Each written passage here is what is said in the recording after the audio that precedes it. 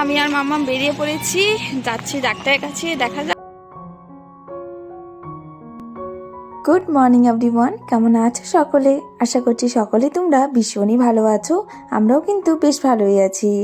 এখন গইতে প্রায় বাজে সকাল 8টা, আর এখন থেকে তোমাদের সবাইকে সাথে নিয়ে আজকে ব্লগটা স্টার্ট করলাম। আশা করছি তোমাদের আজকের এই ব্লগটা দেখতে খুবই ভালো লাগবে। সকালে আজকে না আর ভাত রান্না করব না, বানাবো হলো চাপড়ি। তো সেটার জন্য আর কি একটু চালটা গুঁড়া করে নিচ্ছিলাম। তো চালের গুঁড়া দিয়ে করি, তো আমি মিক্সিটা চালু করব বলে ঘরের দরজা টরজা সমস্ত কিছু বন্ধ করে এসেছিলাম, আর রান্নাঘরের দরজাটা বন্ধ করে নিয়েছিলাম যাতে মামাম আওয়াজ শুনে না উঠে। আর এই দেখো, মামামের জন্যই দরজা বন্ধ করেছিলাম, সেই আবার উঠে পড়েছে। তো এখন তো উঠে পড়েছে, এখন তো ওকে একটু আদর করতে হবে। কোলে নিয়ে একটু আদর করে তারপরে রান্নাবান্না আরও যা আছে সেই সব করবো। মামা মুঝে উঠার পর এই যে হাতে ব্রাশ ধরিয়ে দিয়েছি। মামা মামা তাকায় না কেন? বুঝলি ভাবলে কিভাবে ব্রাশ করলে ও একা একা এখন ব্রাশ করতে পারে। দেখি তো কিভাবে ব্রাশ করো তুমি। এভাবে করো না, পড়ে যাবে কিন্তু। দুষ্টুমি না, দুষ্টুমি করতে হয় না। আমিও একটু এই যে বাইরে দাঁড়ালাম, বেশ ভালো রৌদ্র চলে এসেছে এখানে। আর সকালে আজকে তেমন একটা চাপ নেই রান্নাবান্নার, বড়মশাই নেই, বড়মশাই গিয়েছে হলো পিকনিকে। তো আমারও যাওয়ার কথা ছিল, কিন্তু সামনে আবার দাদার বিয়ে আসছে। তো মঙ্গলবার দিন হয়তো দাদাদের বাড়িতে যেতে পারি, গুয়াহাটি যেতে পারি। তো সেই কারণে আর আমি গেলাম না।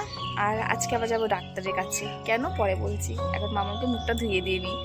মাম্মামকে মুখটা ধুয়ে নিয়েই চলে আসলাম ঘরে। এদিকে এসে আগে বিছানাটা ঠিক করে নিলাম। বর্মশাই তো সেই সকালবেলায় ঘুম থেকে উঠে চলে গেছে, প্রায় 6:30 6টার দিকেও ঘর থেকে বেরিয়ে পড়েছিল। তো ওরা একটু দূরে যাবে এবার, তো সেই কারণে একটু তাড়াতাড়ি গিয়েছে। আমারও যাওয়ার কথা ছিল, কিন্তু এই তো বললাম যে দাদার বিয়েতে যাব বলে আমি আর যাইনি। যেহেতু মামার কয়েকদিন পরপরই ঠান্ডা লেগে যায়, আবার যদি ওইখানে গিয়ে ঠান্ডা ঠান্ডা লেগে যায় তার জন্য আর কি যাইনি। আর নয়তো পরে গিয়ে আবার বিয়েতেই যেতে পারবো না।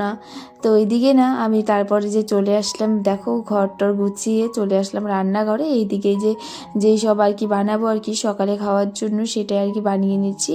তো ওইদিকে মারও পুজোটা দেওয়া হয়ে গেছিলো, বাবাকেও দিয়ে দিয়েছি। আর বাবাকে দিয়ে তারপরে যেই সবগুলো ভেজে নিচ্ছিলাম।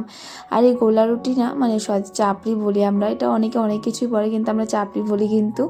তো এই যে দেখো এটা বানিয়ে নিচ্ছিলাম, এটা না বেশ ভালোই হয়েছিল আজকে, আর একদম নরম হয়েছিল। আর এই রেসিপিটা না আমাদের ঘরে বলতে পারো কয়েকদিন পরপরই কিন্তু হয়, আমরা সবাই বেশ ভালোই বাসি। তো সবাইকে দেওয়ার পর আমিও খেয়ে তারপরে ওই যে ডাক্তারের উদ্দেশ্যে বেরিয়ে পড়েছিলাম। আমি আর মাম্মা বেরিয়ে পড়েছি, যাচ্ছি ডাক্তারের কাছে, দেখা যাক। এখনো নাম লেখানো হয়নি, তো বাড়িতে ডাক্তারের ওখানে গিয়ে তারপর নাম লেখানো হবে। তারপর কখন যেতে বলে না বলে দেখি কি হয়, চলো যাই। আমি আর মামামি যাচ্ছি, মার আবার আরেক জায়গায় ডাক্তার দেখানোর যাওয়ার কথা আছে, তো সেখানে হয়তো যেতে পারে, তার জন্য আমি আর মামামি যাচ্ছি। মামাম তো আমার পিছু ছাড়বে না, চলো যাই। এখন ডাক্তারের কাছে গিয়েছিলাম, কোনো ডাক্তারই নেই, দুটো ডাক্তারের কাছে ঘুরে আসলাম। আজকে রবিবার বলে কোনো ডাক্তারই নেই। জয়গুরু ঠাকুরের দীক্ষিত যারা সবাই এখানে কিছু একটা প্রোগ্রাম আছে, সেটাই দেখতে এসেছি মামা আর আমি। চলো তোমাদেরকেও দেখাচ্ছি।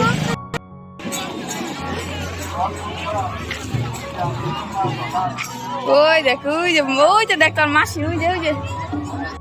তো এদিকে এসে দেখি বেশ অনেকটাই বড় রেলি বেরিয়েছে। তো এদিকে যাদের কালচার সেই রকমই আর কি সেজে বেরিয়েছে। তো বাঙালি যারা দেখো লাল আর সাদা পাড়ের শাড়ি পরেছে, আর যারা বড়ো তো তাদের ড্রেস পরেছে, যাদের ড্রেস আর কি সেই সব ড্রেস পরে বেশ ভালোই লাগছিল। আর এইদিকে আমার এক বোনের সাথেও দেখা হয়ে গেল, দেখো খুব সুন্দর করেও সেজেছে, ওরও প্রোগ্রাম আছে সেখানে। তো দেখো খুব সুন্দর করে সেজে এই যে এখন ওরা যাচ্ছে। তো এইদিকে শেষ হয়ে গেলে রেলিটা চলে গেলে তারপর আমি যাব মন্দিরের দিকে, যেখানে আর কি খুব সুন্দর করে সাজিয়েছে, তোমাদেরকেও দেখাবো। এই প্রোগ্রামটা হয়েছিল রবিবার দিন। আমার ভিডিওটা এডিট করতে একটু দেরি হয়ে গেছে, তো এই যে এখন পোস্ট করলাম।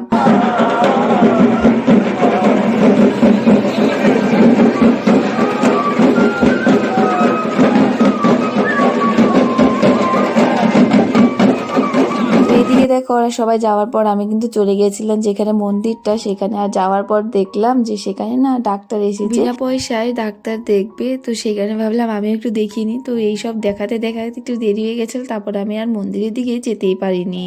তো আমাদের এখানে ঘোরা হয়ে গেছে, তো এখান থেকে এখন যাচ্ছি শুদ্ধির ঘরে।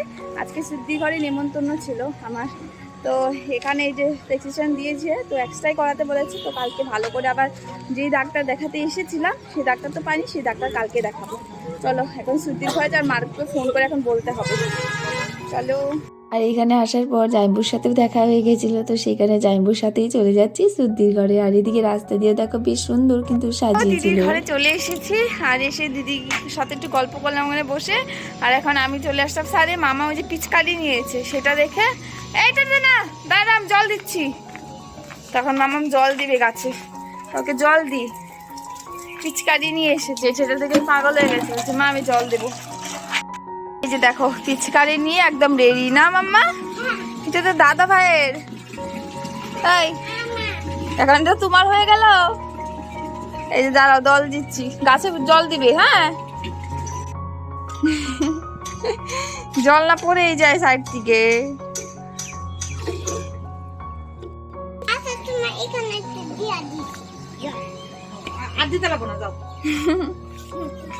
ওই যে ওই গাছে দাও গা, গাছ বানাও। তো ওইদিকে আমি দিদির ঘরে আসার পরেই দেখি দিদির আধা রান্না হয়ে গেছে, মানে মাংস রান্না করবে আর ফ্রাইড রাইস রান্না ছিল বাকি। তো আসার পর দেখি মাংসটাও বসিয়ে দিয়েছিল। আর এদিকে তারপর দিদি ফ্রাইড রাইসটা রান্না করে মামামকেও দিয়ে দিয়েছে। মামারও অনেকটাই জোরে খিদে পেয়ে গেছিলো। মামার দাদামণি মাত্র আসলো ড্রয়িং ক্লাস থেকে, তো সেই কারণে ও খায়নি, তো মামামকে আগে খাইয়ে দিচ্ছি। আর তারপর দাদামণি আসবে, তো দাদামণিও বসে খেয়ে নেবে। তো ওইদিকে আজকে রান্নাবান্না দিদি অনেক কিছুই করেছিল, ফ্রাইড রাইস, পনির মানে বাটার পনির করেছিল, মাটন করেছিল, আরও কিছু করেছিল। যেই সমস্ত কিছু রান্না বেশ ভালোই হয়েছিল। আমি তো পনির আর বেগুন ভাজা দিয়ে খেয়েছি, যেটা আমার খুবই ভালো লেগেছে। আর দিদির রান্নাবান্নাও কিন্তু বেশ ভালো হয়। খাওয়া দাওয়া করে যে ছাদে আসলাম, মামা আর ওর দাদা ভাই ছাদে আছে, যারা ড্রয়িং করছে এখানে বসে বসে। এই যে এরা দুজনে এখানে বসে বসে কালার করছে, করো। আচ্ছা কালার করছে, ওরা শুকাচ্ছে কালার। আসো এখানে রোদুতে দাও, ওইদিকে যাও কেন?